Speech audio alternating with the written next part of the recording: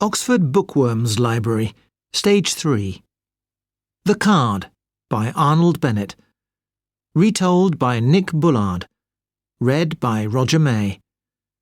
Published and copyright Oxford University Press, 2012. Chapter 1. The Dance. Edward Henry Machin first saw daylight on the 27th of May, 1867, in Broome Street in Bursley, the oldest of the 5 towns. Broome Street goes down a hill to the canal and contains a number of pot banks or pottery factories, as well as some small houses. The rent for one of these houses was not high, only about 23 pence a week. Edward Henry's mother, his father was dead, lived by making and washing clothes for fine ladies. She did not often laugh, and if you tried to argue with her, you never got very far. She was a woman of few words, and saved time every day by calling her son Denry instead of Edward Henry. Denry did not work hard at school, and boys who were lazy and not very clever usually just found jobs in the pot banks. Luckily, at the age of 12, he won a place at the best school in Bursley. It happened like this. On the second day of the examination, Denry arrived a little early. As he walked around the examination room, he came to the teacher's desk, where he saw a list of names with the marks for the first day of the examination. The highest possible mark was 30, but next to his name he saw the number 7. The numbers were written in pencil, and the pencil was on the desk. He picked it up, looked around the empty room and at the door, and then wrote a 2 in front of the 7. Of course, this was not honest, but how many truly honest schoolboys are there? Denry was no worse than most of them. Denry did not do well at his new school, but he did not do badly either, and he was usually very pleased with himself. As he grew older, he continued to think well of himself. He knew that he was made for better things than a job in the pot banks, working with his hands. When Denry was 16, his mother made a very fine dress for Mr. Duncalf's sister. Mr. Duncalf was the most important lawyer in Bursley. His sister was grateful to Mrs. Machin, and so Denry got a job in Mr. Duncalf's office. For several years, Denry was happy. Then he met the Countess. The Countess of Chell was a very grand lady. Her husband was one of the richest men in the 5 towns and was the new mayor of Bursley. The mayor and his wife had decided to have a ball and to invite all the most important people in the town. There were 35,000 people in Bursley, and at least 2,000 of these thought that they were important. But only 200 could dance in the town hall. 3 weeks and 3 days before the ball, Denry was sitting alone in Mr. Duncalf's office when a tall and pretty young woman walked in. Before Denry could hide the newspaper he was reading, she said, "Good morning," in a very friendly way. "Good morning, madam," answered Denry. "Is Mr. Duncalf in?" "No, madam. He's at the town hall." "Well, just tell him I called." "Of course, madam. Nothing I can do." She was already turning away, but she turned back and gave him a smile. "Could you give him this list? The other lists are coming to him as well. The invitations must go out by Wednesday." She was gone. It was the first time Denry had seen the Countess, and she was even more beautiful than her photographs, and so easy to talk to. He started looking at her list of names, and he had a fantastic idea. He could go to the ball himself. The Countess had made a list of people to invite, but she had asked 4 or 5 other people for lists as well. She wanted Mr. Duncalf to put the lists together and send the invitations. Of course, the work was given to Denry, so it was easy to add E.H. Machin to the list. On Wednesday, Denry received his invitation, and on Thursday he accepted it. Denry had never been to a ball. He couldn't dance, and he didn't have an evening suit. All the rich young men of Bursley bought their suits at Shillitoe's. So, 2 days later, Denry stepped into Shillitoe's shop. "I want you to make me an evening suit," he said to young Shillitoe. Shillitoe knew Denry, and he also knew that Denry did not have enough money to pay for a suit. He replied that he was too busy. "So, you're going to the ball, are you?" he asked, surprised.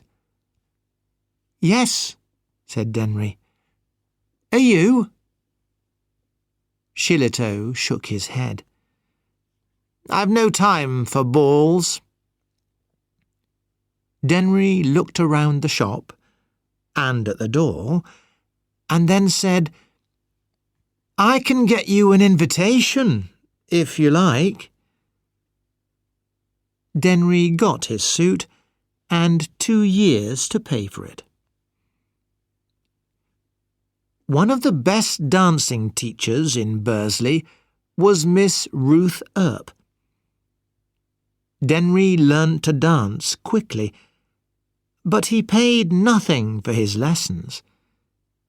Miss Earp also got an invitation to the ball.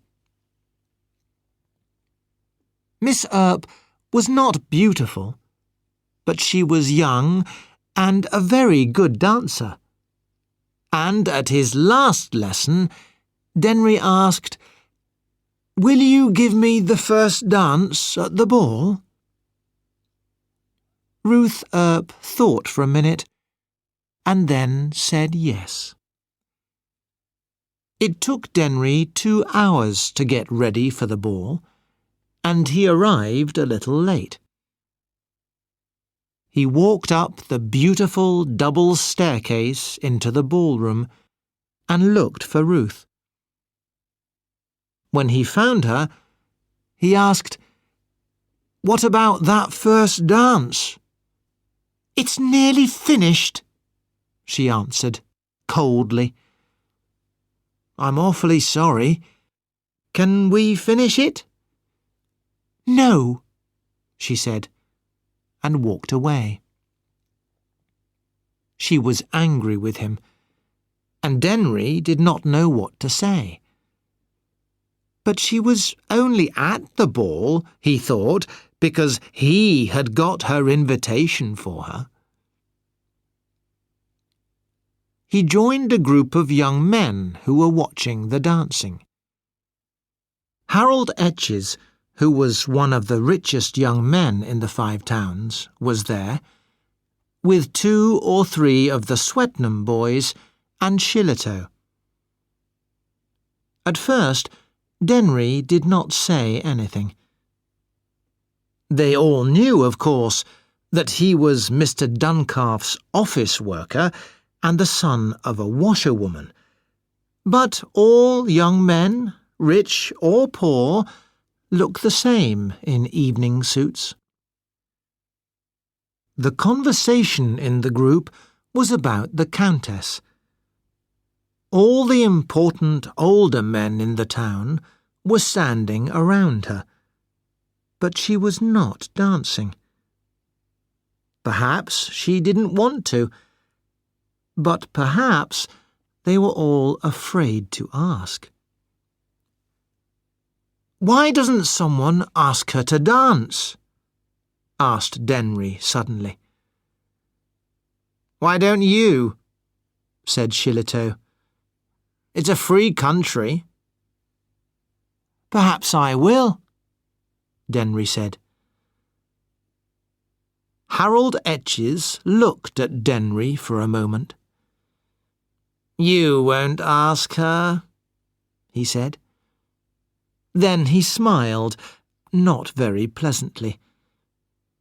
"I'll give you £5 if you do." "All right," said Denry, and quickly walked away. "She can't eat me. She can't eat me," he said to himself as he walked towards the Countess. The men were still around her, and one of them, Denry saw, was Mr. Duncalf. Denry was sorry about this, because Mr. Duncalf didn't know, of course, that Denry was coming to the ball. Suddenly, he found himself standing in front of the Countess, and immediately he forgot all the fine, polite words that Ruth Earp had taught him. "Could I have this dance with you?" he said quickly, but smiling and showing his teeth. "I've won that £5, Mr. Etches," he said to himself. The Countess had to accept.